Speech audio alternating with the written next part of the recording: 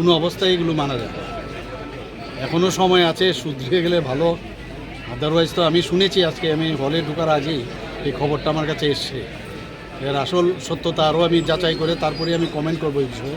কিন্তু যা হচ্ছে সেটা ভালো হচ্ছে না। এবং মানে সংখ্যালঘুদের উপর যেভাবে ওরা অত্যাচার করছে সারা বিশ্ব দেখছে। আমি আশা করি আমাদের কেন্দ্রীয় সরকার এবং আমাদের কেন্দ্রীয় নেতৃত্ব এইদিকে নজর রেখেছেন এবং যথাসময়ে যথা ব্যবস্থা নিশ্চয়ই করবেন এবং আমরা সেই দিকে আমরা তাকিয়ে আছি।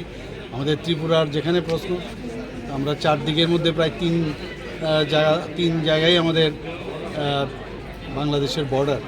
কাজেই আমি বিএসএফ এবং ডিজি সাহেবের সাথে কথা বলেছি যেন তীক্ষ্ণ নজর রাখে এবং সেই দিশেই কাজ করছে সবাই। এমনি বাসের ব্যাপারে বাসে যে ত্রিপুরার যে যাত্রীর উদ্দেশ্যে কি বার্তা দেবেন? না, আমি বললাম তো, আমি যদি কনফার্ম বিষয়টা আরও জেনে নিই তারপরে আমি কমেন্ট করবো বিষয়টা। এমনি তো খবর এসছে, কিন্তু খবরের সত্যতা যাচাই করার পরেই আমি ফাইনাল ডিসিশনে আসবো। স্যার, আরেকটা বিষয়, আপনি কালকে এটা দেবেন না বলছেন, এই বিষয়টা আপনি কিভাবে? এটা তো তাদের মতামত, আমার জানা নেই, এটা ব্যক্তিগত মতামত। আমার তরফ থেকে কিছু, কারণ আমরা তো ডাক্তার হিসাবে পেশেন্ট হচ্ছে মেয়ে, তো এটা যে ব্যক্তিগতভাবে যদি কেউ কিছু করে থাকে সেটা ওনাকেই আপনার জিজ্ঞেস করতে হবে। আমার তরফ থেকে কোনো উত্তর আমি দেব।